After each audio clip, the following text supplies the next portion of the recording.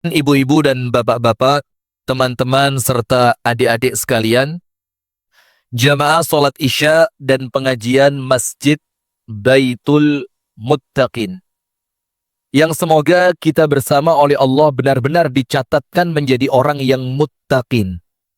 Karena surga itu Allah menyebutkan di dalam Al-Quran, u'iddat lil muttaqin. Allah siapkan untuk siapa? Orang-orang yang bertakwa. Maka insya Allah jamaah Baitul Muttaqin ini semuanya masuk surga.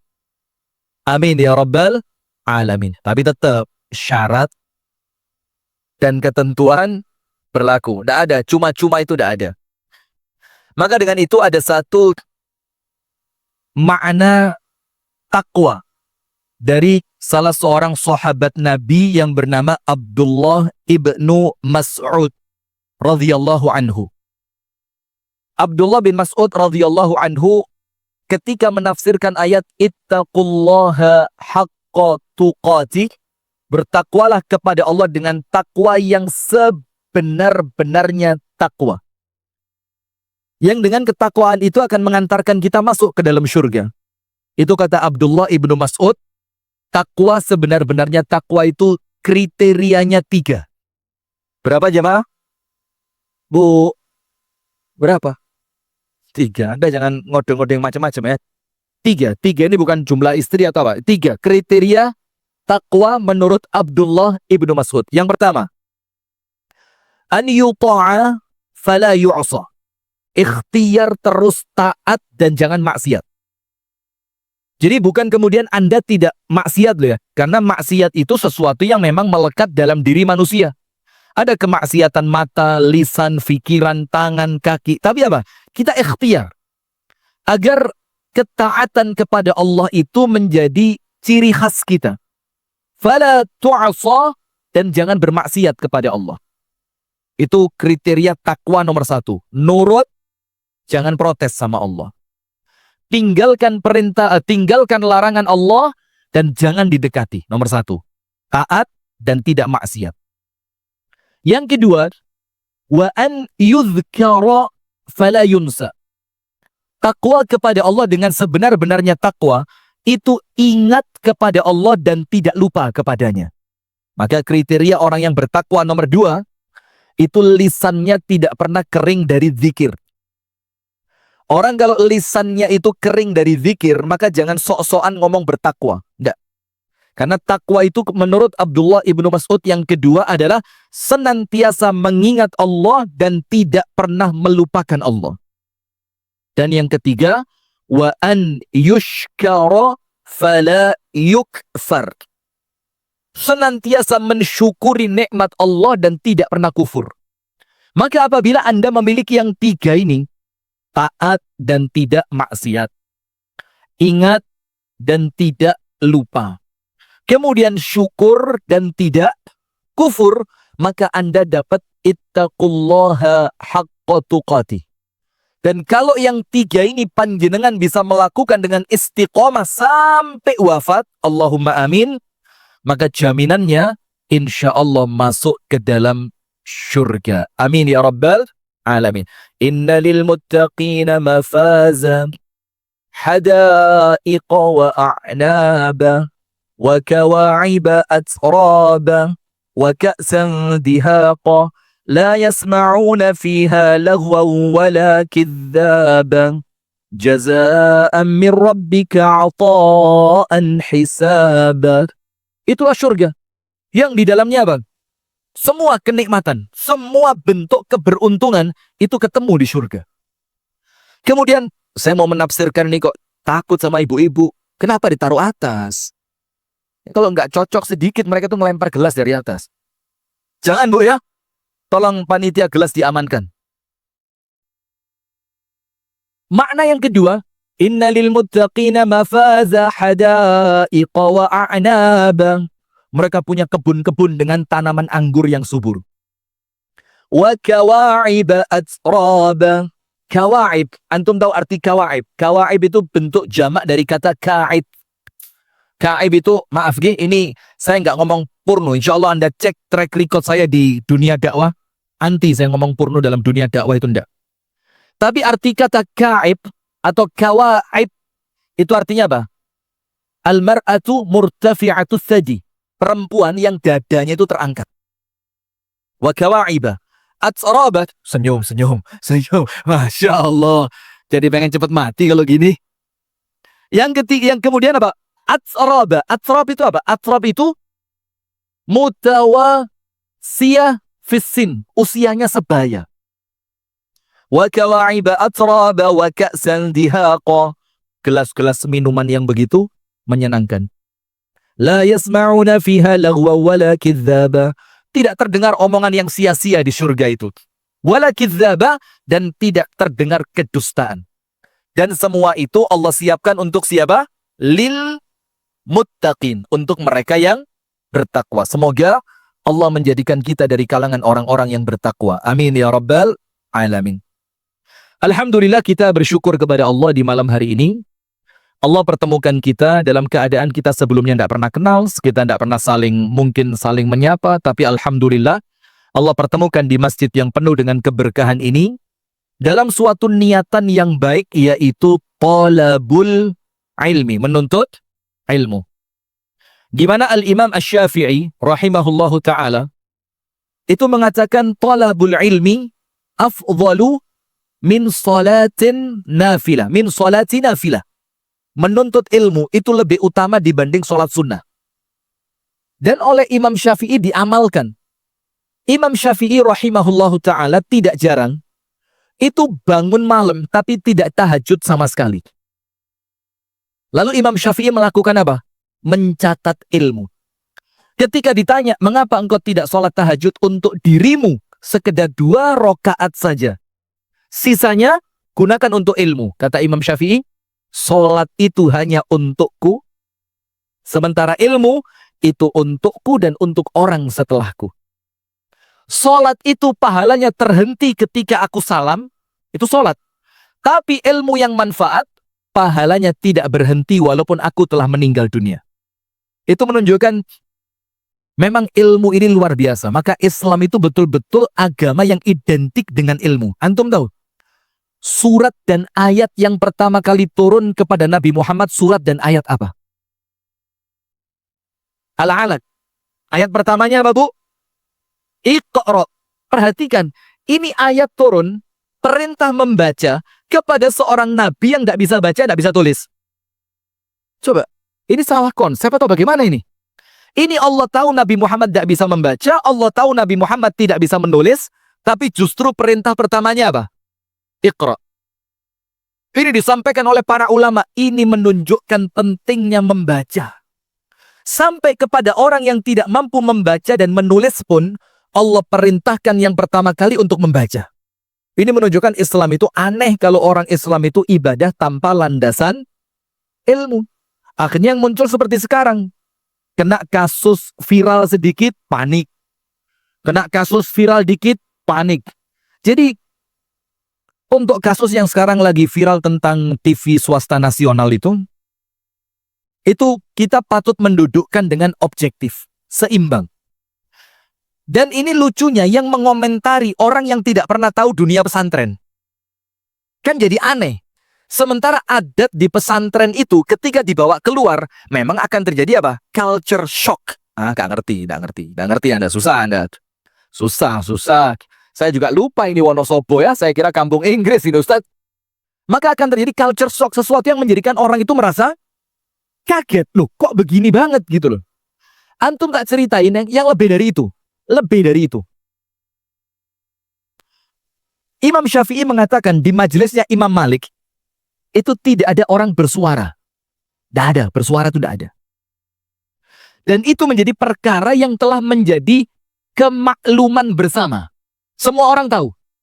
Bahkan tidak ada yang berani bergerak. Antum bisa bayangin di majelis tidak ada yang berani bergerak. Kemudian kata Imam Syafi'i, sampai saya kata Imam Syafi'i, kalau mau membalik halaman kertas dari buku saya, itu pelan banget. Karena apa? Sedikit saja suara keluar akan mengganggu kekhusyuan jamaah. Itu di majelisnya Imam Malik. Dan tidak seorang pun murid Imam Malik itu berani mengangkat kepalanya. Ini tradisi. yang memang ada di dalam dunia keilmuan. Antum tahu omongannya Ali bin Abi Thalib, "Ana abdun liman 'allamani harfa." Aku, kata Ali bin Abi Thalib, menjadi budak. Untuk siapa? Seorang yang mengajarkan kepadaku satu huruf saja. Aku menjadi budaknya. Lah sekarang ini ndak ngerti ilmu, ndak ngerti adab, yang dingomentari orang-orang yang hidup di dunia ilmu. Nah sementara yang lain coba, Al-Imam Ibnu Hazm dan yang lainnya, itu kalau datang ke majelisnya, mejanya siap, sendalnya dibawain, kudanya dijagain. Ketika mereka pergi tanpa menyapa, langsung pergi, semuanya siap. Itu kebiasaan yang biasa di kalangan ulama salaf. Tentang bagaimana seorang murid menghargai gurunya. Bahkan Imam Syafi'i kalau sekedar salam tempel kepada guru, maka saya tadi ketemu salah satu tokoh di sini.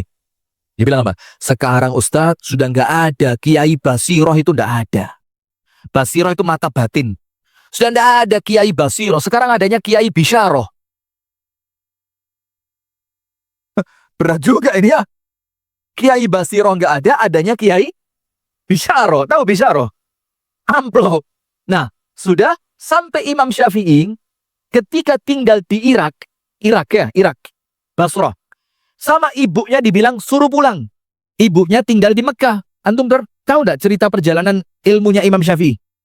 Gaza, lahir, belum genap balik, digendong sama ibunya ke Mekah. Di Mekah pinter, sama ibunya disuruh pindah ke Madinah mendatangi majelisnya Imam Malik. Di tempatnya Imam Malik kelihatan pinter, sama Imam Malik dikirim ke Syam, ke tempatnya siapa? Rabi'atul Ra'i Ibn al-Farruh. Antum diceritain aja nggak ngerti, mosok ngeritik pesantren. Rabi'atul Ra'i Ibn al-Farruh, tapi di tengah jalan ternyata dapat kabar Imam Rabi'ah meninggal dunia. Nggak jadi berangkat. Akhirnya Imam Syafi'i tinggal ke Irak. Lama tinggal di Irak, sampai jamaah haji dari Irak itu ke Mekah. Ibunya Imam Syafi'i mendengar dari kalangan jamaah haji Irak itu. Qala ustadzuna wa imamuna wa muallimuna Muhammad ibnu Idris Syafi'i. Dikatakan oleh guru kami, syaikh kami, imam kami Muhammad ibnu Idris Syafi'i. Al-Ghazi Al-Makki. Lahir di Gaza, tinggal di Mekah. Ibunya dengerin, kok kayak nama anak saya ini? Didengerin lagi, lah itu nama anak saya. Datanglah ibundanya Imam Syafi'i kepada kelompok orang-orang Irak itu, bilang, itu yang kamu sebut siapa? Oh, Ra'suna, kepala kami itu. Kepala kami. Siapa namanya? Muhammad ibnu Idris Asy-Syafi'i. Mauluduhu fi Gaza wa aishuhu fi Makkah. Tinggalnya, lahirnya di Gaza, tinggalnya di Mekah. Ibunya bilang apa? Lah itu anak saya. Orang Irak gak percaya. Hah, ngaku-ngaku. Emang orang kalau lagi terkenal banyak yang ngaku keluarga. Kan gitu ya. Sudah diceritainlah cirinya segala macam. Oh betul, terverifikasi. Iya kan, terverifikasi. Ini bukan seperti yang palsu-palsuan, ini asli ini. Oh ini betul ini. Terverifikasi, ini ibunya Imam Syafi'i. Terus ibunya Imam Syafi'i bilang apa? Sudah, nanti kalau kalian balik ke Irak, bilang sama anak saya, ibunya minta dia pulang. Antum tahu ketika Imam Syafi'i ngomong, bulan depan saya pulang ke murid-muridnya. Setelah laporan dari ibunya datang. Itu murid-muridnya urunan. Ngerti urunan? Patungan. Sum-suman. Patringan. Bantingan. Apa lagi? Ayo teruskan sampai selesai waktunya ini. Ayo. Kita latihan vocabulary kayaknya ini. Sudah. Kumpulkan. Dikumpulkan. Ada yang ngasih puluhan ekor unta. Ada yang ngasih belasan kuda, ada yang ngasih kain-kain sutra, ada yang ngasih emas dan perak. Luar biasa. Sampai bulan depan ketika Imam Syafi'i pulang, bawaannya Imam Syafi'i itu seperti kafilah dagang. Ini cerita terverifikasi, sih. Bukan cerita dongeng. Jadi budaya bagaimana murid itu apa? Bisyarah tadi lah, bukan basiroh. Bisyarah tadi itu sudah sesuatu hal yang lazim. Nah, tapi ingat, kita juga perlu objektif. Sesuatu itu ketika sudah berlebihan, maka tidak baik. Semua, kalau sudah berlebihan, maka apa? Tidak baik. Termasuk berlebihan itu apa? Membagikan jeruk dengan ditendang. Itu sudah berlebihan. Kalau sekedar lewat di hadapannya, tidak mengangkat kepala, antum baca kitab Ta'limul Muta'allim.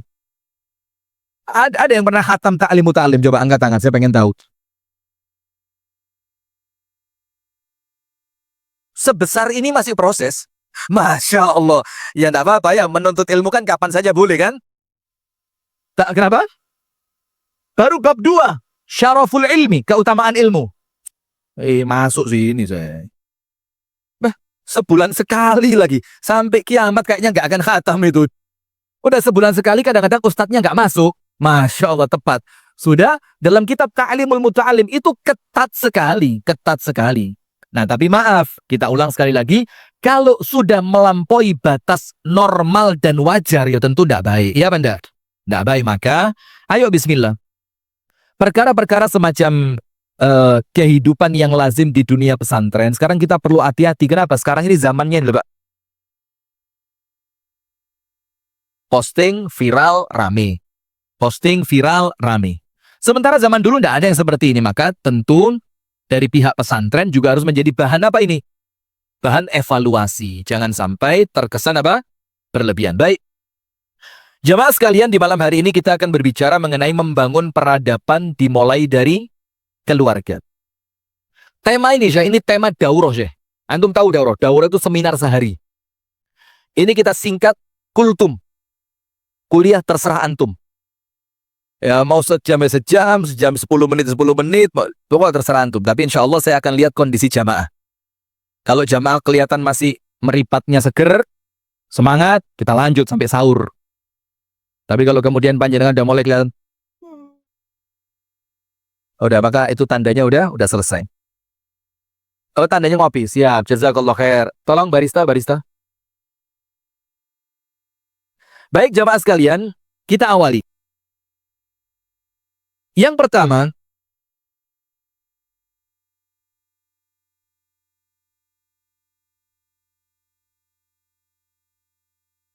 bagaimana peradaban itu muncul dari keluarga?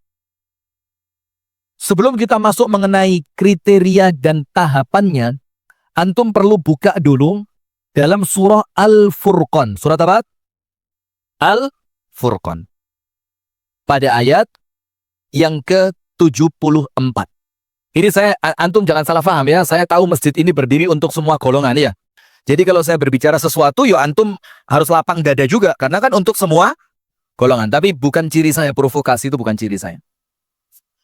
Ketika kita ini semua, tiap 5 tahun, panik cari presiden. Panik. Yang dukung ini berarti tidak pro-Islam. Kalau dukung ini berarti Islami banget. Waduh, tiap 5 tahun. Kita ini dihadapkan dengan suatu masalah yang menjadikan umat Islam ini senantiasa ribut gara-gara pilihan presiden. Dan subhanallah, antum lihat. Adakah yang lahir benar-benar dari rahimnya Islam? Tidak ada. Yang ada apa? Memanfaatkan hegemoni kaum muslimin. Kepingin narik suara orang-orang Islam yang loyalis, maka pakai surban hijau. Keluar masuk pondok, pesantren, yang biasa nggak pakai jilbab, tiba-tiba pakai jilbab. Coba lihat. Itu tiap 5 tahun.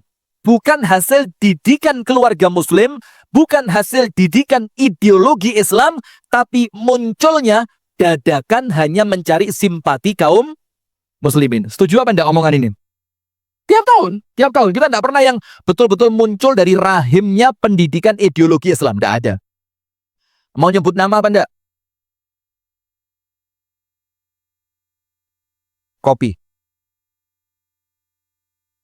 Antum tahulah, mulai pemilu tahun berapa lah. Setiap paslon, pasti nanti dikesankan yang ini Islamis, yang ini anti-Islam. Padahal dua-duanya tidak ada yang kemudian betul-betul ideologis secara Islam. Antum buka surah Al-Furqan ayat 74. Ternyata mendidik pemimpin itu diawali dengan harmonisnya rumah tangga. Dan itu jelas dalam Al-Quran. Saya nggak omong kosong. Antum buka dalam surah Al-Furqan ayat berapa? 74. Allah subhanahu wa ta'ala berfirman, وَالَّذِينَ يَقُولُونَ رَبَّنَا هَبْ لَنَا min azwajina wa dhurriyyatina qurrata a'yun. Setelahnya apa? Waj'alna lil muttaqina imama. Nah, ini yang betul ini. Ini tadi yang blend. Saya mau yang pure Arabica. Yes, thank you very much, Mister. Masya Allah. In English, okay? Thank you very much. Oh, luar biasa. Coba dulu, bismillah. Mana baristanya? Ah, ini baru kopi. Kopi itu digiling, bukan digunting. Lanjut. Sekarang lihat ibu-ibu. Sebelum Allah mengatakan wa ja'alna lil muttaqina imama, ayatnya yang awalnya apa? Rabbana hablana min azwajina. Nomor 1. Allah mencari orang tua yang ideal. Rabbana hablana min azwajina, yaitu pasangan hidup. Jadi tidak akan muncul pemimpin-pemimpin yang ideal membangun peradaban, kedukuran, ngerti kedukuran? Sok-sokan ngomong peradaban, rumah tangganya hancur, dah ada. Maka Allah mengatakan dari awal tahapannya apa? Rabbana hablana min azwajina. Yang kedua, anak turunnya pilihan. Kalau orang tuanya keren, maaf ya, kita kan punya pepatah, buah jatuh tidak jauh dari pohonnya. Itulah. Maka sekarang lihat, saya kasih contoh. Saya kasih contoh begini. Rasulullah dalam hadis riwayat Al-Imam At-Tabrani itu melarang perempuan bodoh menyusui anak.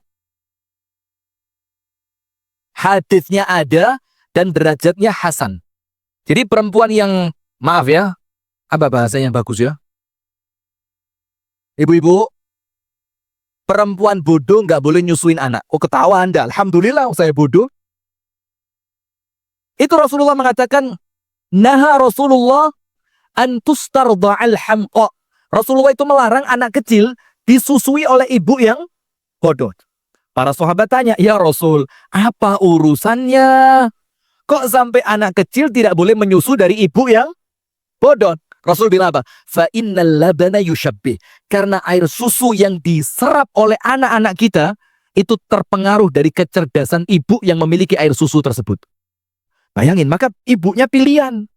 Nggak sembarangan. Maka antum tahu, ketika ada seorang anak yang durhaka kepada bapaknya, oleh bapaknya dilaporkan kepada Amirul Mukminin Umar bin Al-Khattab. Kau kan? Umar, anak saya tolong dihukum Umar. Durhaka. Dipanggil nggak pernah datang, diperintah nggak pernah nurut, diajak berbicara bentak-bentak. Kata Umar, panggil anakmu ke sini. Pantes dikasih hukuman. Datang itu anak. Ditanya sama, nak, bapakmu cerita, katanya kamu durhaka. Emang kenapa? Masya Allah. Jadi kalau bahasa kitanya begitu, Pak. Emang kenapa gitu? Kata Umar, kamu nggak tahu itu haram. Tunggu dulu Umar, kata itu anak. Sebelum engkau menuduhku anak yang durhaka, saya mau tanya kepadamu, ada ndak orang tua durhaka? Jadi tunggu dulu jamaah, jangan tiba-tiba anak kita nakal, kita pukul, kita marahin. Coba beli cermin. Anda dulu kecilnya siapa? Kecilnya rajin ngaji apa enggak? Anda itu dulu sama orang tua nurut atau gampang bentak-bentak? Maka semua itu tentu ada pengaruhnya, ndak bisa. Maka Salahuddin Al-Ayyubi itu ketika milih pasukan perang untuk membebaskan Baitul Maqdis, itu dicek mulai bapak ibunya. Nggak ujuk-ujuk ngelihat badannya gede, cocok jadi panglima perang. Dicek bapak ibunya. Kemudian ditaruh di camp. Jadi ditaruh di camp pelatihan. Setiap malam Salahuddin keliling tenda. Kalau ada tenda yang penghuninya baca Quran, sholat tahajud, doa, dikasih nomor tendanya, seret. Besok lanjut pada tahap berikutnya. Kalau ketemu tenda yang malamnya orang itu tidur, ngorok, nggak bangun, atau bangun tapi nggak ngapa-ngapain, dikasih tanda, besok pulangin. Maka Salahuddin ketika lihat tenda yang isinya orang sholat tahajud, bilang apa? Ja'a an-nasr min hahuna. Kemenangan itu akan datang dari tenda ini. Ketika yang lain, kemudian tendanya isinya orang tidur, sama Salahuddin dicoret. Dibilang apa? Akhsha an takunal hazimatu min hahuna. Saya takut kekalahan itu muncul dari penghuni tenda ini. Jadi ndak ujuk-ujuk ngomong peradaban, tapi kita mendidik anak dengan instan. Anda kira miongklo instan? Masuk 10%. 10%. Ndak ada didik anak instan. Dari mana ceritanya? Wong melahirkan aja berapa bulan? 9. Terus Anda kepingin anak Anda tiba-tiba hebat sekejap mata. Rabbana hab lana min azwajina wa dzurriyyatina qurrata a'yun. Langsung tiba-tiba anaknya qurrata a'yun. Ndak ada. Tahu ibundanya Imam Bukhari mendoakan Imam Bukhari sampai matanya kembali melihat berapa tahun?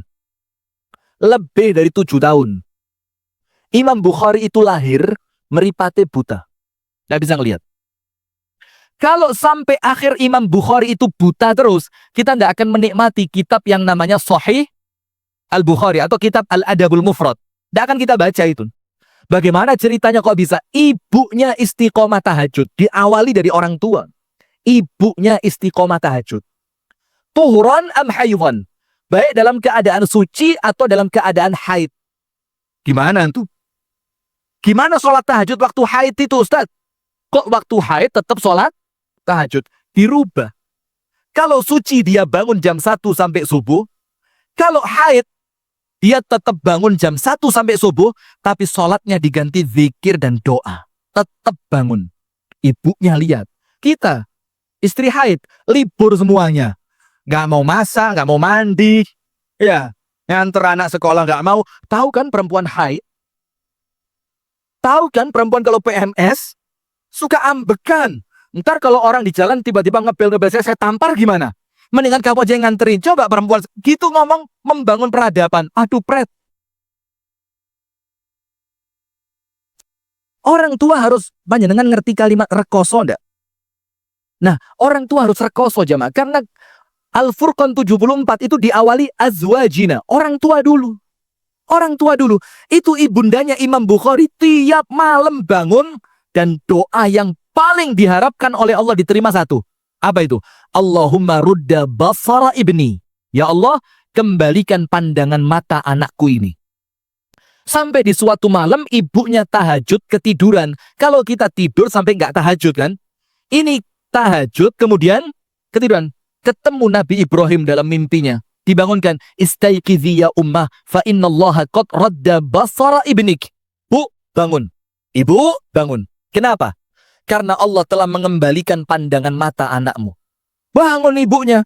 Imam Bukhari di sampingnya dibangunin, matanya mau dicolok. Ternyata Imam Bukhari menghindar. Langsung ibunya sujud syukur. Berapa tahun? 7 tahun. Istiqomah tahajud. Ibunya Imam Syafi'i tahu? Tidak berhenti puasa sunnah Daud. Maka kalau punya anak sekelas Imam Syafi'i, pantas apa tidak? Nah gitu, yang semangat. Ini anak yang protes karena tahu ibunya gak pernah ngapa-ngapain ini. Memang kalau anak itu jujur banget emang, Masya Allah. Baitul Muttaqin loh ini. Tapi saya anggap itu jamaah luar itu ya. Jamaah luar. Sudah? Antum tahu lagi yang lain. Ibunya Imam Sufyan Ats-Tsauri. Al-Imam Sufyan Ats-Tsauri, ibunya itu apa? Khayyat. Khayyat itu tukang jahit. Atau nikhzal. Nikhzal itu tenun. Ya antara tukang jahit atau tenun lah. Yang gampang kita katakan tukang jahit saja. Itu ketika Imam Sufyan Ats-Tsauri masuk umur 6 tahun, itu Imam Sufyan Ats-Tsauri lahir bapaknya wafat. Imam Syafi'i lahir bapaknya wafat. Imam Malik lahir bapaknya wafat. Imam Ahmad lahir bapaknya wafat. Imam Sufyan Ats-Tsauri lahir ayahnya sudah wafat. Didikan siapa? Lah kalau ibu joget TikTok begini, dari mana ceritanya anaknya lurus peradabannya? Bang, anaknya ngeliat ibunya. Kuota habis. Ngalah-ngalai di rumah ndak ada air. Di rumah ndak ada air itu biasa dia. Tapi kalau kuota habis, kayak perang Israel Palestina. Harus segera ada bantuan ini. Ini pesawat gerakan Sumut Flotilla harus segera datang ini untuk beli kuota ini. Hanya gara-gara apa? Nggak bisa scrolling. Nggak ngelihat TikToknya Ustadz Rifki nggak seru. Ih paket habis. Telepon suami kayak mau perang. Gimana nih kasih juga? Masya Allah. Itu ibunya ketika Imam Sufyan Ats-Tsauri umur 6 tahun, itu anaknya diusir. 6 tahun. Sementara anak SD sekarang kan umur 7 ya. Kalau zaman kita dulu, maaf kita beda mudanya ya. Saya kelahiran 2003. Anda kelahiran berapa? Seumuran? Iya, saya udah bohong, Anda bohong juga ya, Masya Allah. Sudah? Itu kalau zaman kita kecil dulu kan 6 tahun SD ya kan? Itu umur 6 tahun sama ibunya diusir. Ini Sufyan Ats-Tsauri bilang, "Ya bunayya ukhruj utlubil ilm." Nah, keluar nak. Jangan di rumah, cari ilmu. Diusir. Anaknya tanya, "Dari mana duitnya?" Tahu, dari mana duitnya? Tahu kan? Nah, itu kan. Anda usah ketawa. Anda tendensius ini. Nggak ngerti Masjid Baitul Muttaqin dia. Sudah, Imam Sufyan Ats-Tsauri tanya, duitnya dari mana? Apa kata ibunya? Ana akfika bimighzali. Semua hasil jahitan saya untuk pendidikan kamu. Nggak ada ibunya gonta-ganti gamis, skin care, kuliner, mie ongklo instan. Nggak ada. Itu semua uangnya dipakai untuk pendidikan siapa? Anaknya. Itu dulu. Azwajina, orang tua dulu. Terus, itu kan ibu-ibu ya. Bapak-bapak gimana bapak? Antum tahu Imam Ahmad punya anak namanya Abdullah. Kalau antum buka kitab Musnad Imam Ahmad, itu di bagian akhir, itu ada hadis-hadis, bukan karyanya Imam Ahmad, tapi kumpulan dari Abdullah bin Ahmad. Itu oleh para ulama disetarakan hadisnya dengan hadis bapaknya. Karena antara anak dengan bapak keilmuannya apa? Sederajat. Antum tahu Imam Ahmad ngajarinnya seperti apa? Disuruh menghafal 1000 hadis. Nah, apalin hadis, dikasih 1000. Itu 1000 yang dihafalkan bukan cuma teksnya, tapi apa? Sanatnya. Jadi sanat itu annya. An sampai an Rasulillah. Baru hadisnya disebut. Berapa? 1000.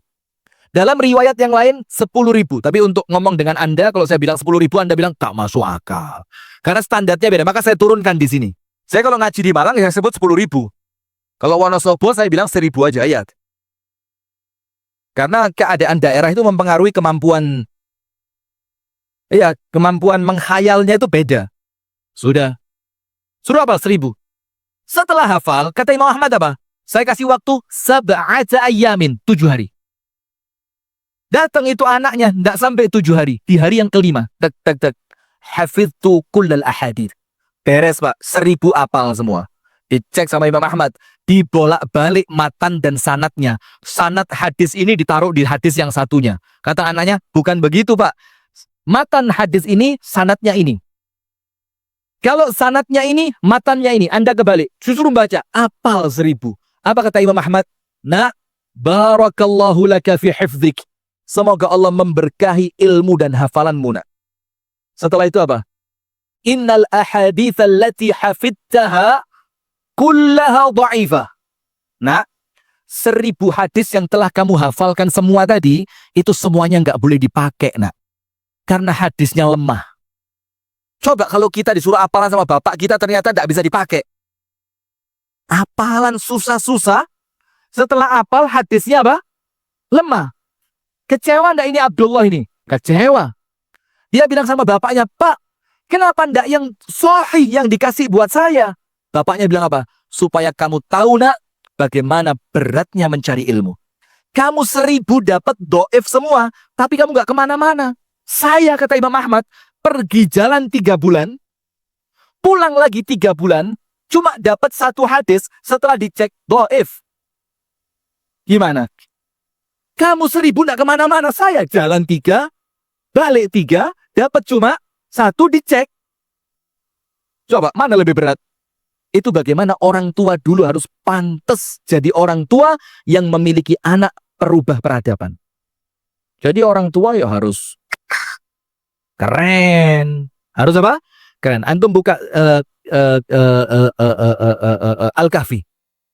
Yang biasa sunnah dibaca di hari Minggu itu ya. Apa? Oh, Jumat, belum ngantuk berarti. Ya. Al-Kahfi. Ada cerita tembok milik 2 anak yatim kan? Yang tembok itu mau roboh. Kemudian oleh Sayyiduna Khadir dan Nabi Musa, tembok itu diperbaiki tanpa bayaran. Padahal sebelumnya Khadir datang ke kampung itu minta makan, nggak dikasih. Nabi Musa protes, "Bah Khadir, lau syi'ta lattakhadta alaihi ajra." Khadir, kalau kamu mau memperbaiki tembok ini, itu bisa dapat bayaran. Nanti bayarannya kita pakai beli makan. Coba. Kata Khadir apa? Wah, ini udah murid nggak tahu diri nih. Sudah dibilang, kalau mau ikut, jangan tanya apapun. Ternyata tanya 3 kali. Anak kecil, kenapa dibunuh? Perahu, kenapa dirusak? Tembok, kenapa diperbaiki? Kata Khadir, hada firaqu baini wa bainik. Wa sa'unabbiuka bita'wili ma lam tastati' alaihi sabra. Aku akan ceritakan sama kamu tentang tembok tadi. Ternyata apa? Wa ammal jidaru, adapun tembok itu, milik dua anak yatim di kota ini. Wa kana tahtahu kanzun lahuma. Di bawah tembok itu ada harta peninggalan orang tuanya anak yatim ini. Kenapa oleh Allah hartanya diselamatkan? Jawabannya cuma satu. Wa kana abuhuma salihah. Karena kesolihan bapaknya. Karena apa? Kesolihan bapaknya. Apa kata Imam Ibnu Katsir? Salahul aba yuhfadu bihil abna. Kesolihan orang tua menjadikan Allah menjaga anak-anaknya. Dan itu padahal bukan bapaknya langsung. Al-abu as-sabi', bapak yang ketujuh. Nah sekarang dari mana kita mau ngomong merubah peradaban dari keluarga? Bapak ibunya sholat subuh telat. Tahajud gak pernah. Baca Quran Ramadan tok, itu pun 3 hari pertama.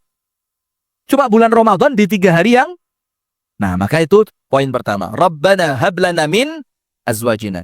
Baru kemudian kalau azwajnya baik, bapaknya baik, ibunya baik, maka oleh Rasulullah dihati-hatiin banget bagaimana cara milih suami dan istri. Tidak boleh macam-macam. Kalau perempuan, lihat cantiknya, hartanya, hasabnya, dan agamanya. Rasul bilang pilih apa? Agamanya. Apa yang terjadi? Taribat siadak. Selamat tangan kalian. Kalau laki-laki, kalau datang ke rumah kalian seorang laki-laki yang akhlaknya baik, agamanya baik, terima dia jadi menantu kalian. Tidak ada pertanyaan lain. Karena apa? Yang dicari oleh Rasul bukan kesenangan duniawi, tapi penerusnya yang akan menjadi penerus yang istimewa. Nah maka antum tahu Imam Ahmad bin Hanbal nikah usia berapa? Telat. Imam Ahmad itu nikah usia 40 tahun. Tapi kalau Imam Ahmad 40 tahun, nggak ada perempuan nolak juga. Ilmunya luar biasa. Ketika Imam Ahmad mau nikah, ibunya sudah wafat, ayahnya sudah duluan wafat. Maka Imam Ahmad panggil bibinya. Bibi, saya sudah siap nikah. Siram air saya dari atas. Bibi, saya siap nikah. Carikan perempuan yang pantas buat saya. Datang bibinya. Kemana? Ke satu rumah yang di dalam rumah itu ada 2 anak gadis. Yang nomor 1, cantik jelita seperti orang permata hijau Wonosobo. Cantik jelita, Masya Allah. Jangan GR. Saya cuma bohong ini. Sudah rambutnya bagus, kulitnya bagus, bibirnya bagus. Semuanya, pokok ini arti kata dari cantik. Sudah lengkap. Tapi perempuan yang pertama, agamanya jelek. Kemudian perempuan kedua, kalau tidak boleh dibilang jelek, minimal standar banget lah, Wonosobo banget lah.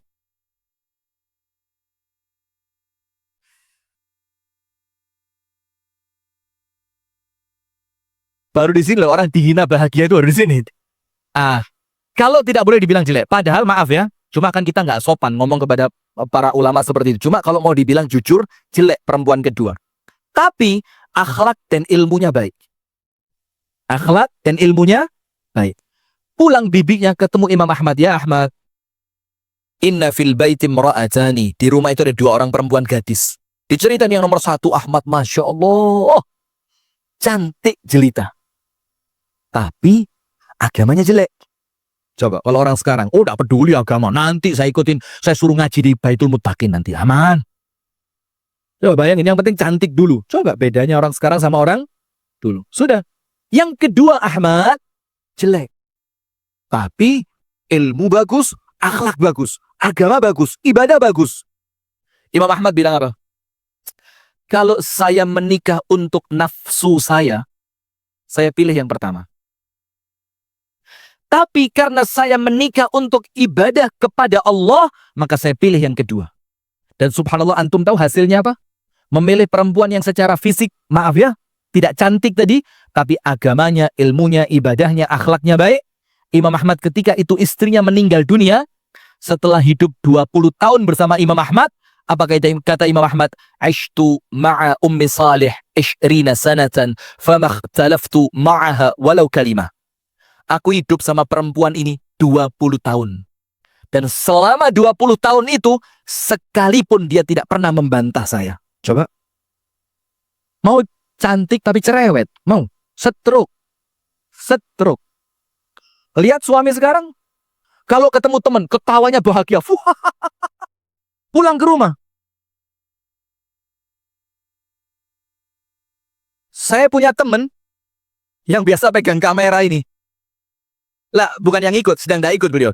Istrinya sedang HPL, mudah-mudahan lancar kelahirannya, amin. Kakaknya beliau ini, kakaknya Abu Shanum. Sudah, itu bilang, ngini lo Tat. Ini pakai bahasa Jawa ya. Bahasa Inggris mah, pakai bahasa Inggris. Ngini lo Tat. Wong lanang iki Tat. Lek disentak bojone Tat. Goblok dadak. Istri teriak sekali, kak. Itu langsung, saya siapa?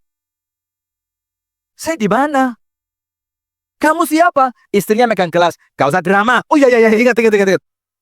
Nah, Masya Allah, istrinya Masya Allah, panglima perang semua ini. Suami kayak orang ditagih utang. Nah, bagaimana ceritanya? Sudah, ini 20 tahun Imam Ahmad hidup sama dia. Tidak pernah membantah sekalipun. Dan lahir anak bernama Abdullah tadi. Yang memiliki keilmuan di dalam hadis setara dengan Imam Ahmad. Nah, baru kemudian wadzurriyatina, anak turun kami. Apa yang kita minta? Qurrata ayun, penyejuk mata, penyejuk hati. Baru setelah itu terbentuk, Allah mengatakan waja'alna lil muttaqina imama, dan jadikan kami ya Allah, kami ini siapa? Orang tua yang baik, anak turun yang baik. Pantasnya jadi apa? Lil muttaqina imama. Dan perhatikan ayat ini. Rasulullah Shallallahu Alaihi Wasallam tidak pernah mengajarkan kepada umatnya untuk berebut jabatan. Iya, Pak ya? Tidak ada umatnya disuruh rebutan jabatan, tidak ada.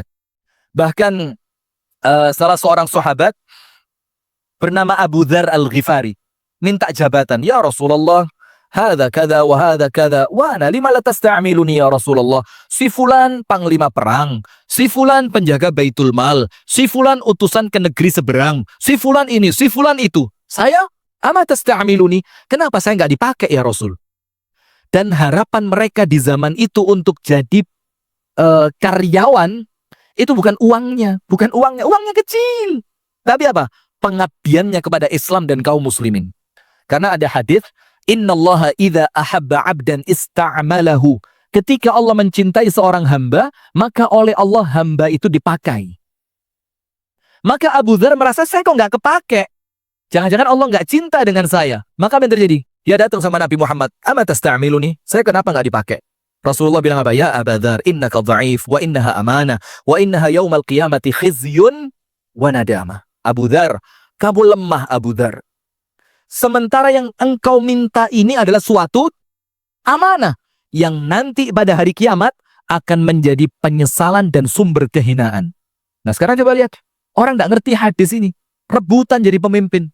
Padahal nanti kepemimpinan itu di hari kiamat khizyun, kehinaan, wanadama, penyesalan.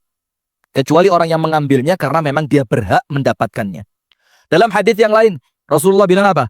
Barang siapa meminta jabatan, sama Allah nggak akan ditolong. Diserahkan urusan sama dia.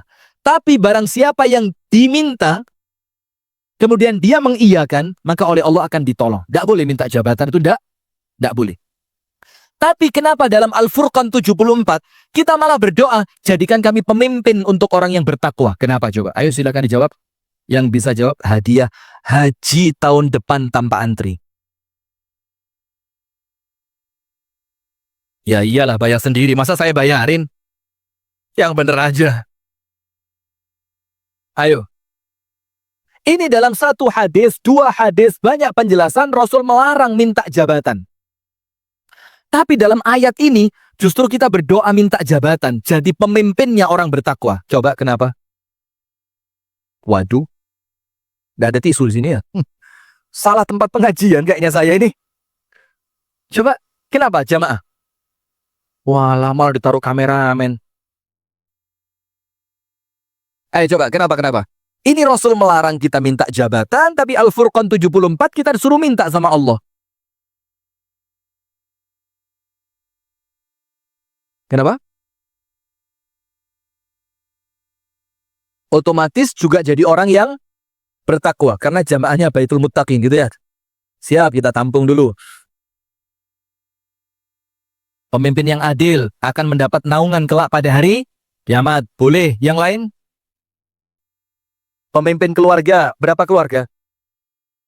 Saya baru tanya tok berapa, langsung satu aja Ustaz. Lah, saya ini baru tanya loh ini. Belum kenyataan, baru pertanyaan sudah bikin takut, satu aja. Enggak apa-apa lah ya. Sudah begini. Jawabannya ada dua. Jawaban yang pertama, karena yang kita minta adalah menjadi pemimpinnya orang bertakwa. Sementara memimpin orang bertakwa itu segampang-gampangnya memimpin. Karena orang bertakwa itu, mereka punya rasa takut kepada Allah, pemimpin cukup kasih instruksi sekali, jalan. Itu nomor satu. Maka kalau yang dipimpin orang bertakwa, insya Allah gampang. Yang kedua, yang kita minta apa?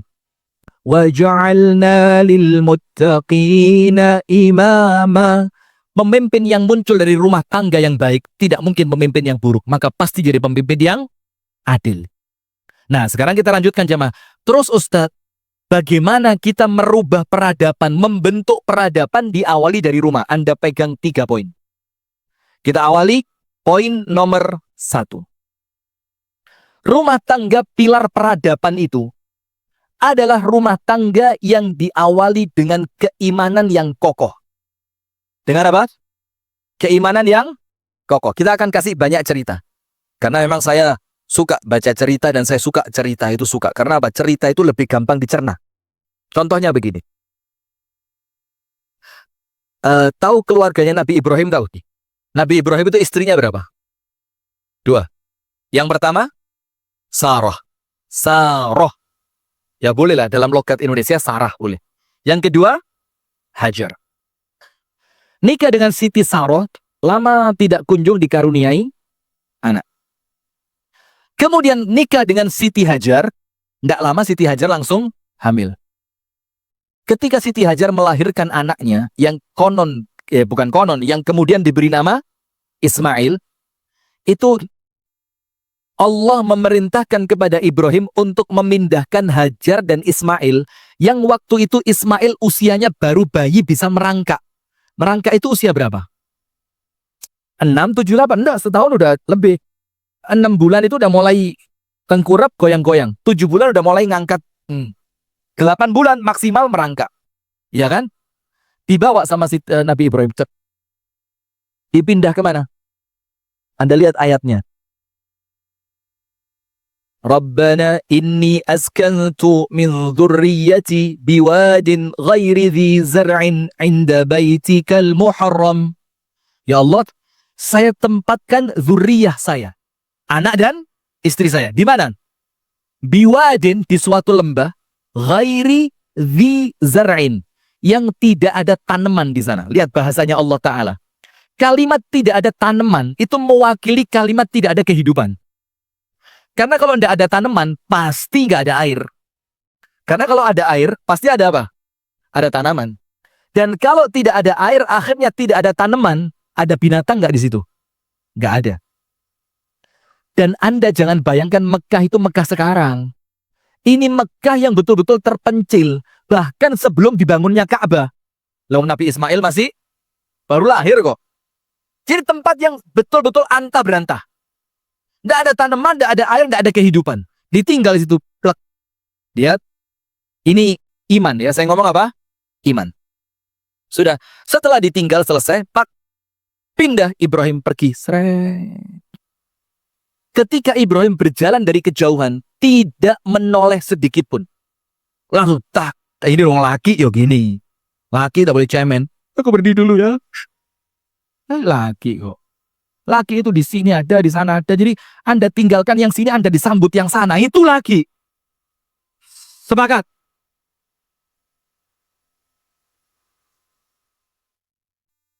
Sudah. Siti Hajar teriak. Teriaknya apa? Ya Ibrahim, Allahu amaraka bihada. Ibrahim, satu aja. Apakah perbuatanmu meninggalkan kami di tempat ini adalah perintah dari Allah? Nabi Ibrahim jawab tanpa menoleh. Ya. Siti Hajar bilang apa? Idhab ya Ibrahim, pergi aja. Lan yudayyi'ana Allahu abada. Allah tidak akan menyia-nyiakan kita. Pertanyaannya Bu, kok segampang itu Siti Hajar percaya? Kan tanya nih, Ibrahim, ini perintahnya siapa ini? Allah bukan? Nabi Ibrahim bilang, Allah. Pertanyaan, kok segampang itu percaya? Apa kuncinya? Iman. Ya, tentu iman, tapi ada satu kunci. Kenapa Siti Hajar semudah itu percaya ketika Ibrahim bilang, iya, ini perintah Allah. Langsung, sudah, pergi aja. Kalau begitu, Allah tidak akan mensia-siakan kami. Antum buka sejarahnya. Nabi Ibrahim semenjak awal menikah dengan dengan Hajar, sampai hari itu, tidak pernah sekalipun berbohong. Sehingga ketika dia mengucapkan sesuatu, istrinya langsung percaya. Wong biasanya nggak pernah bohong kok. Masa kali ini dia harus bohong? Kalau kita, kemana? Ngaji Baitul Muttaqin. Alah beneran. Ngaji ngopi. Nah, kan? Karena apa? Emang biasanya terlanjur pembohong. Nah, sudah, maka dengan keimanan yang kokoh, itu Siti Hajar bilang apa? Pergi. Allah tidak akan meninggalkan kita. Sudah, selesai sampai situ. Singkat cerita, Nabi Ismail kemudian mengeluarkan air Zam-Zam, muncul kehidupan, datang banyak orang, ada tanaman segala macam, sampai sukses. Ketika Nabi Ismail sampai di umur 8 tahun, gak pernah didatengin loh ini. Dari ditinggal itu sampai umur 8 tahun gak pernah didatengin. Terus tiba-tiba Nabi Ibrahim datang lagi, tung tung tung tung. Keadaan sudah berubah. Berubah sudah. Ada air, ada tanaman, bahkan banyak manusia yang ikut meminta air kepada Siti Hajar. Sampai dikata Siti Hajar, ambil aja, yang penting kamu berkhidmat buat saya. Akhirnya sampai mulai Mekah itu. Sudah, ketika baru datang, langsung apa? Baru main sehari sama anaknya. Dan istrinya nggak pakai tanya, kemana aja dari 8 tahun. Enak sama istri muda. Masya Allah. Nah, ini bukan iman ini. Ini apa ini? Lemah. Semakin pahit aja kopi ini. Subhanallah. Lanjut Bu ya. Ini saya pakai bahasa seperti ini, tapi tujuannya biar Anda itu konsen sampai selesai. Baru diajak main sehari, malamnya Nabi Ibrahim bermimpi. Digigit ular dari mana? Ada ular aja bermimpi. Ya bunayya inni ara fil manami anni azbahuk fanzur madza tara. Istri tidak diajak ngomong. Langsung ke anaknya, nak, tadi malam abimu ini, ayahmu ini bermimpi. Saya ini apa? Diperintahkan oleh Allah untuk menyembelihmu. Bagaimana pendapatmu? Jawabannya iman. Apa jawabannya? Ya abati fa'al ma tu'mar, satajiduni insyaallahu minas sabirin. Lakuin aja.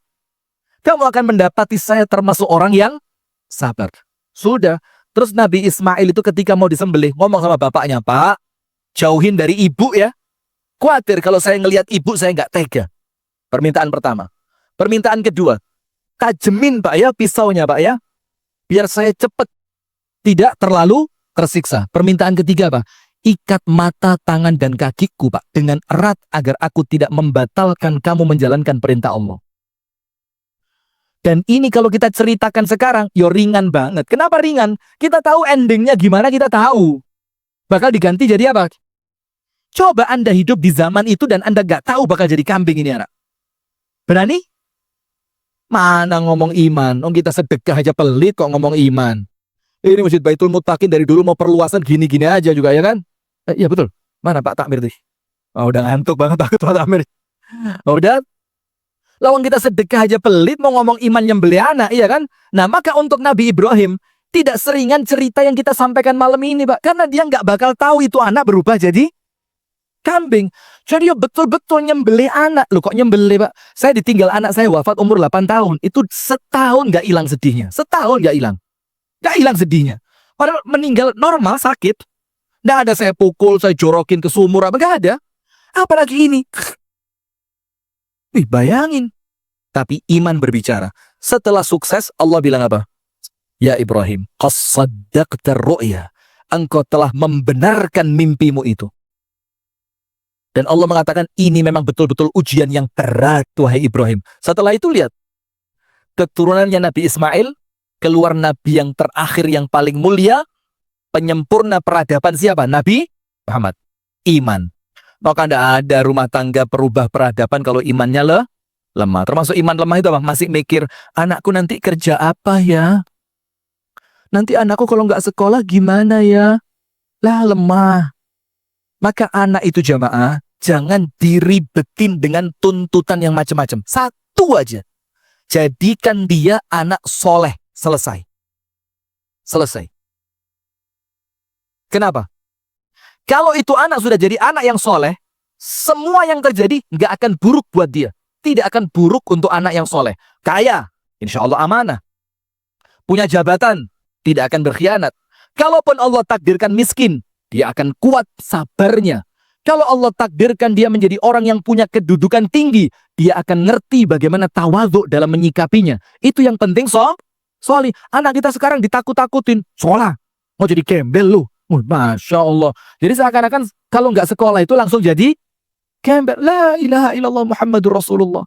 Jadi di pikiran anak kita itu sekolah itu uang, uang, uang. Sekolah itu kerja, kerja, kerja. Ya, apa? Jadi sekolah itu kesannya pokoknya kamu harus kerja, cari duit, sukses, kawin, enak hidupmu. Itu seakan-akan hanya itu. Padahal apa? Sekolah itu hanya mengantarkan anak kita untuk jadi anak yang sukses. Antum tahu orang yang katanya paling modern sedunia? Coba, pendidikan di mana yang paling modern sedunia ini di mana? Negara mana? Jangan Finlandia sih, Finland.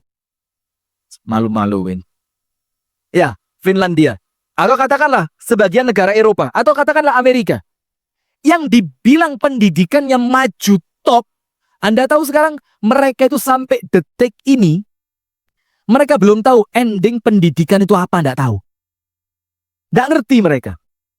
Kalau cuma bikin orang pinter. Banyak akhirnya pinter-pinter tapi jadi penipu. Kalau cuma bikin orang itu bisa kerja. Tapi kerja terus. Sampai dia akhirnya banyak bunuh diri kayak Jepang, coba lihat. Karena apa?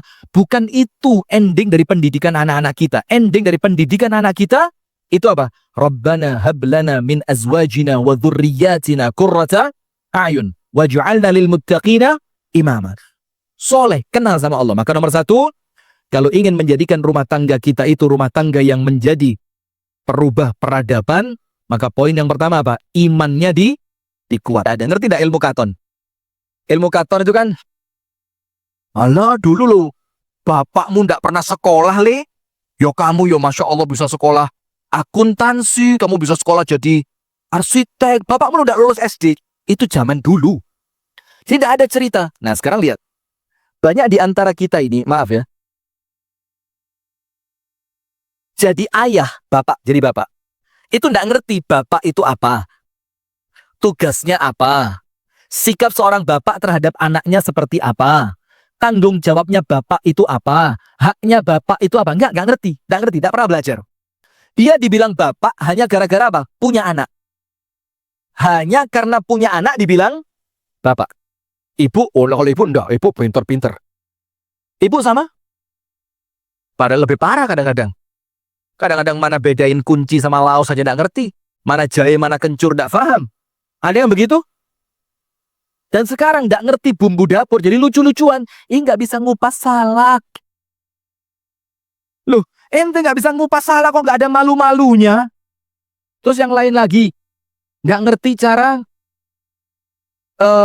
masang galon air mineral. Loh, kok berita kita kok receh-receh. Tapi gitu kita kepingin jadi mercusuar dunia. Dari mana uangnya? Uangnya lagi. Bismillah. Nah, sudah. Maka begini jamaah. Termasuk istri, perempuan. Dia jadi ibu, nggak ngerti ilmu tentang ibu. Jujur ya, jujur. Nggak usah tersinggung, biasa. Saya sama jamaah itu podo ae. Nggak ada kita sok-sokan itu. Saya bisa ceramah begini, ya gara-gara saya penceramah saja. Ya belum tentu saya seperti ceramah saya, belum tentu juga ya. Pertanyaannya begini, jujur ya, jujur. Yang laki-laki dulu, nanti perempuan gantian. Laki-laki. Siapa yang sebelum nikah pernah belajar tentang hak dan kewajiban suami? Angkat tangan. Nggak usah malu-malu. Bismillah, ya nggak apa-apa, udah bismillah. Anda tawadhu, Anda. Terus, rumah tangga yang penuh dengan lika-liku, ombak, riak, duri, gangguan, ujian, problematika, dinamika yang tidak pernah berhenti, Anda anggap akan sukses tanpa Anda belajar jadi suami seperti apa?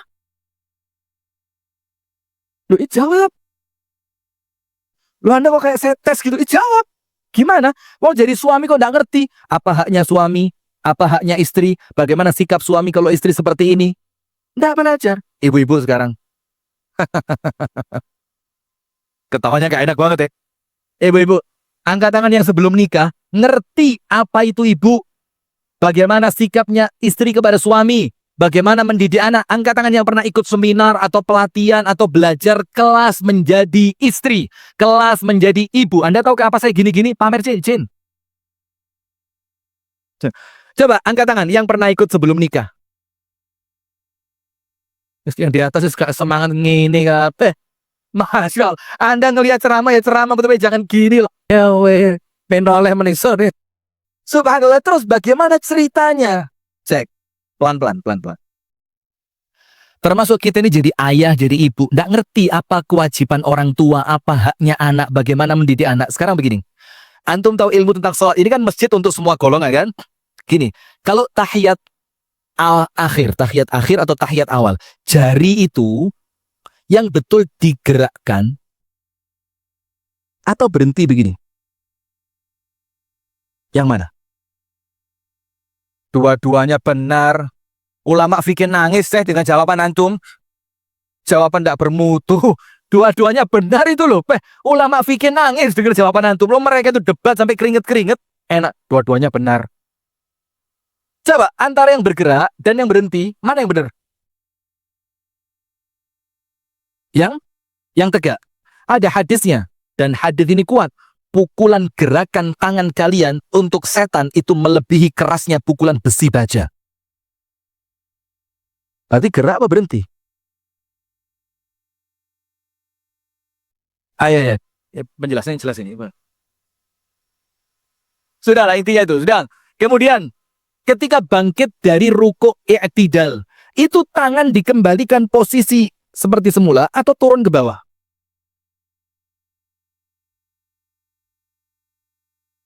Saya tidak mau nanya itunya. Intinya apa? Lihat. Sholat ini jamaah, ibadah cuma 5 menit. Itu pun ilmunya sampai detik ini kita belum tuntas. Ibadah cuma 5 menit. Sampai detik ini, ilmunya belum tuntas. Sampai gontok-gontokan. Oh, itu kan sholatnya Syekh Albani. Wah, Masya Allah. Saya mau sholatnya Nabi Muhammad. Oh, itu sholatnya Syafi'i. Wah, Masya Allah. Terus itu yang 5 menit saja. Sampai detik ini ilmu kita belum tuntas. Terus bagaimana dengan rumah tangga ibadah terpanjang? Sementara kita tidak punya ilmunya. Nanti ngadepin anak yang tantrum. You know tantrum? Apa tantrum? Ngamuk nggak ada sebab, kayak ibu-ibu kalau tagihan Shopee-nya nggak dibayar suami itu loh. Wong ibu-ibu ini sholat, HP-nya bunyi apa? Shopee. Masya Allah, sholat. Subhanallah, kan? Akhirnya tantrum. Padahal semua ada ilmunya. Nah sekarang jamaah, kan ya nggak masuk akal kalau rumah tangga itu bisa tegak tanpa ilmu. Terus bagaimana? Budayakan ilmu di dalam rumah tangga kita. Seorang suami, tanggung jawab dong. Kalau sampai itu nanti anak jadi durhaka karena Anda tidak ngerti bagaimana seorang bapak, Anda yang dosa. Maka saya lanjutkan ceritanya Umar tadi kan. Ketika seorang anak lapor, bapak lapor anaknya durhaka, kata Umar, panggil anakmu. Anaknya datang. Ditanya, kamu durhaka? Emang kenapa? Terus anak itu tanya, Umar saya mau tanya, apa kewajibannya bapak yang wajib diberikan untuk anaknya? Kata Umar, yo kalau dibilang-bilang minimal yo 3. Nomor 1, dicarikan ibu yang baik. Anak itu bilang apa? Saya tidak punya.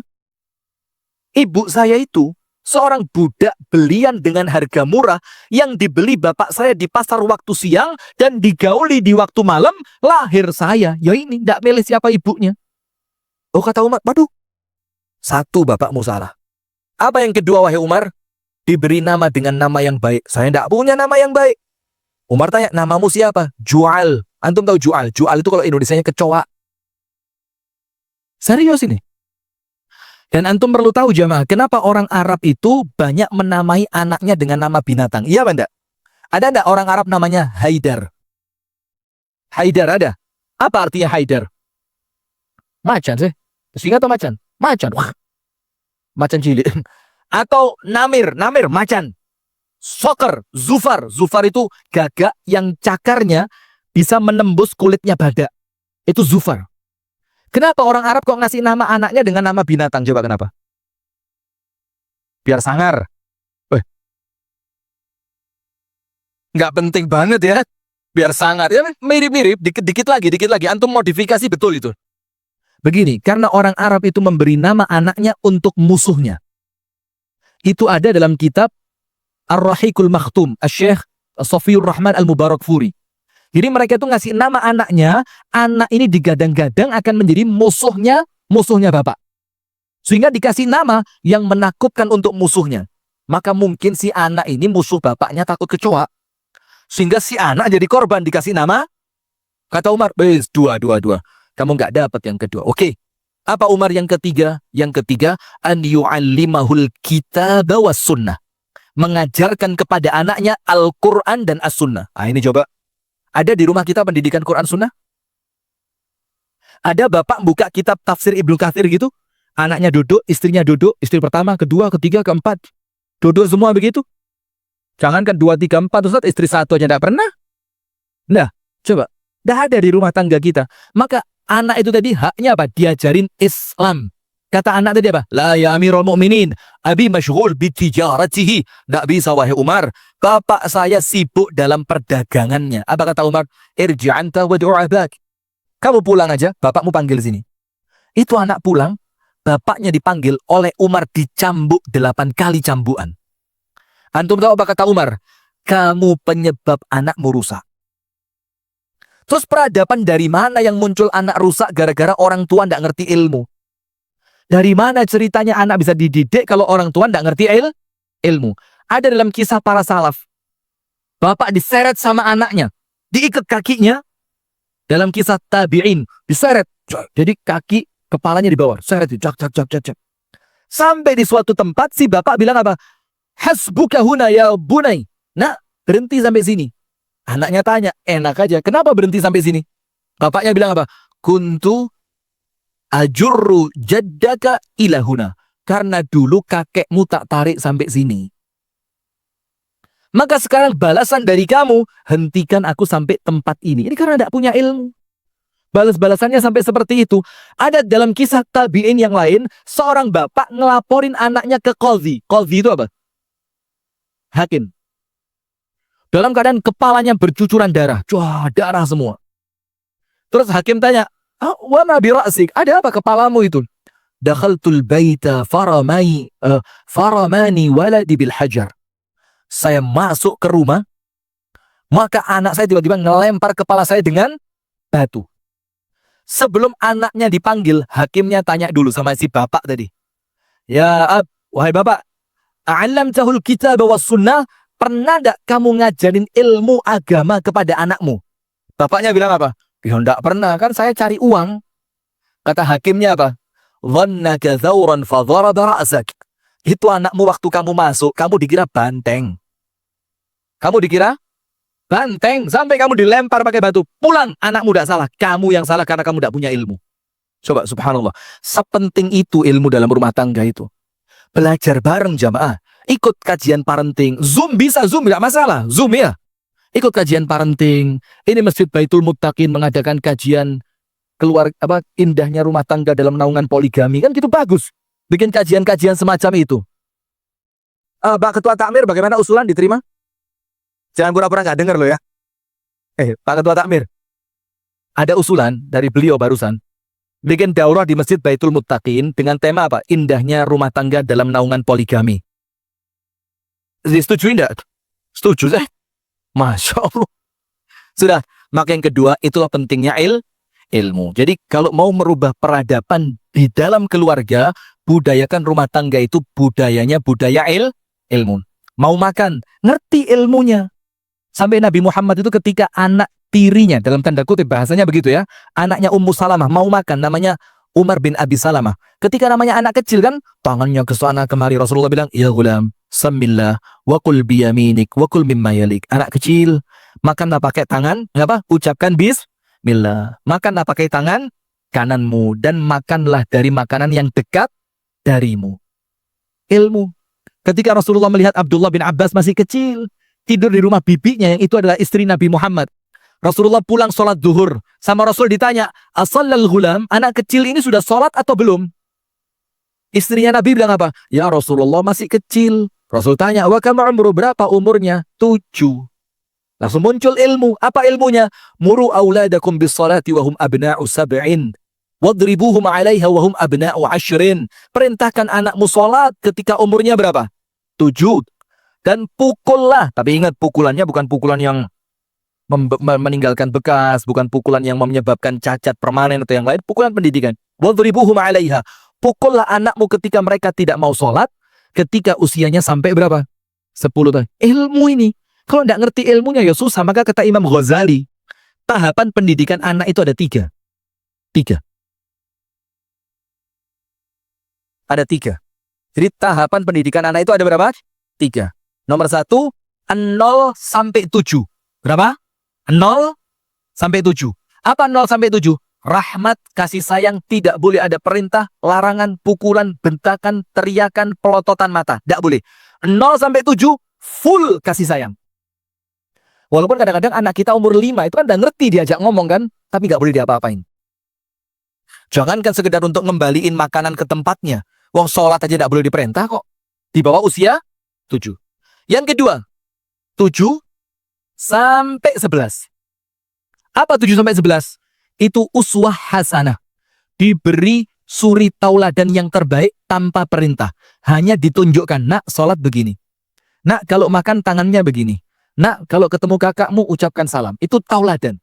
Kemudian apa? Itu di usia 7 sampai 11. Atau ada yang bilang 10. Karena batas sholat itu berapa? 10. Setelah itu bukan anak kecil lagi. Maka dalam Islam jamaah, tidak ada remaja, itu tidak ada dalam Islam. Tidak ada remaja. Karena kalimat remaja itu nanggung banget. Diajak ngomong dewasa, masih remaja. Diajak seperti anak-anak, kok sudah gede juga. Maka dalam Islam tidak ada. Islam itu apa?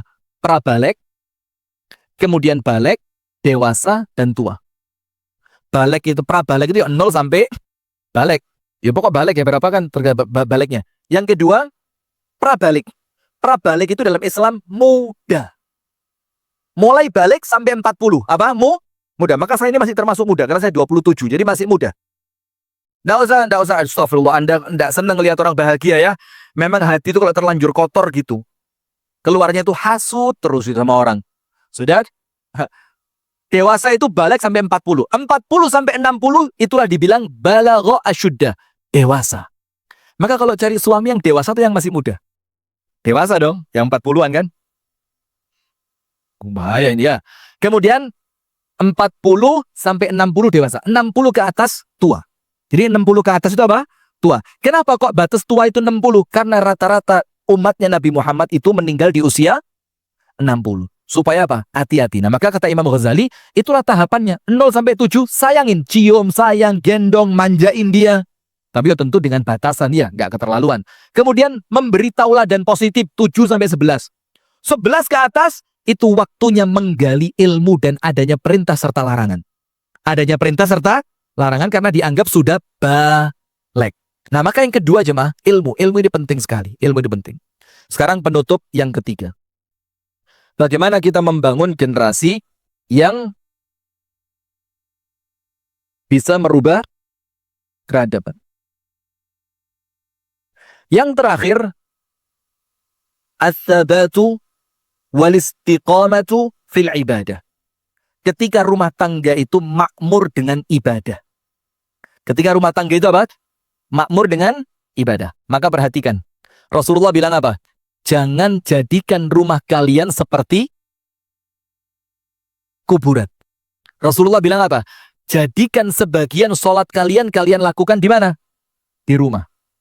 Kenapa? Kok harus sholat di rumah? Untuk laki-laki sholat sunnah. Kalau perempuan wajib pun itu jauh lebih utama dilakukan di mana? Di rumah. Banyak faktor. Nomor 1, penerang untuk rumah. Terang. Maka Rasulullah bersabda, "Nawwiru buyutakum bis salati wa qiraatil Qur'an." Terangi rumah kalian dengan sholat dan bacaan Quran. Rumahnya terang. Dan terang itu jamaah, jangan dibayangkan lighting lampu ini. Terang itu apa? Masuk, tenang. Antum buka dalam Al-Quran. Rumah yang tenang itu Allahu ja'ala lakum min buyutikum sakana. Sakan apa sakan itu? Tempat tinggal. Allah yang menjadikan rumah kalian sebagai tempat tinggal. Itulah maksudnya rumah yang terang. Sampai rumah, nyaman, tenang, gak pengen keluar. Ada enggak bapak-bapak baru nyampe, mandi, ganti baju, keluar lagi? Ada apa enggak? Gak betah di rumah, ada?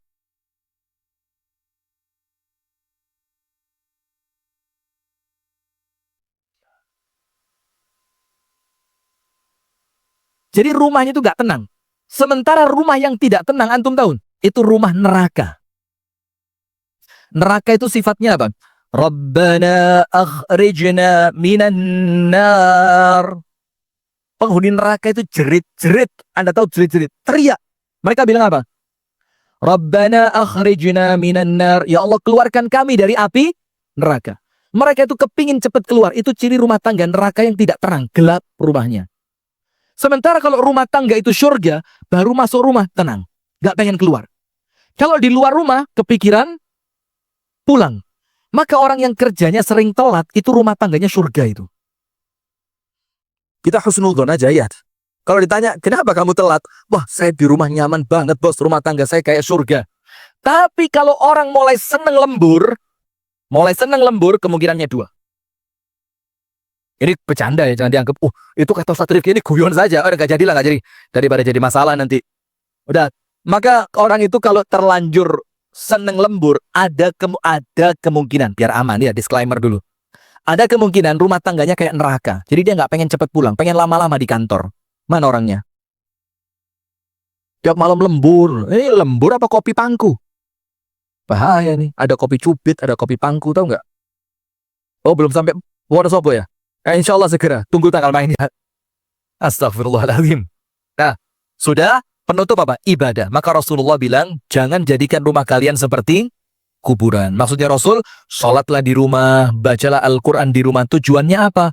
Rumah itu akan terang, makmur dengan masuknya malaikat rahmat, dan setannya akan pergi. Dan kalau rumah itu makmur dengan kebaikan, maka tentu efek positif dari kebaikan yang dilakukan di rumah tangga itu akan mempengaruhi tumbuh kembang anak kita sehingga menjadi anak apa? Yang insya Allah bisa merubah peradaban. Wallahu ta'ala a'lam bissawab. Jam 9 sih. Udah ya? Nggak pakai lanjut, nggak apa-apa. Masya Allah. Saya nggak apa-apa sih. Yang penting waktunya cocok. Kalau waktunya cocok, bismillah, jalan kita. Lalu bercanda-bercanda, astagfirullahaladzim. Sudah ya? Semoga manfaat. Dan apabila ada kurang dan lebihnya saya mohon maaf.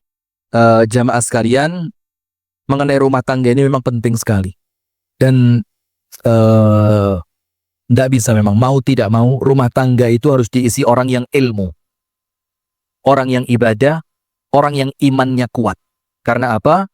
Kami ini pernah sekali bikin kajian online, itu full tanya jawab selama 2 jam. Jadi hanya menerima pertanyaan jamaah by phone.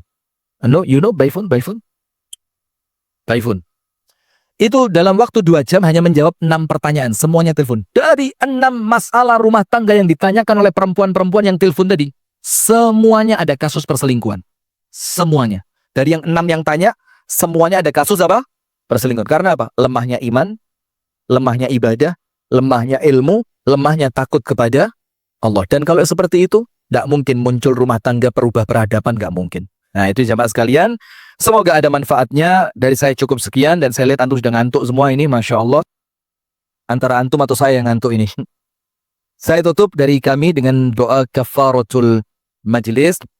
Subhanakallahumma wa bihamdika. Ashhadu an la ilaha illa anta.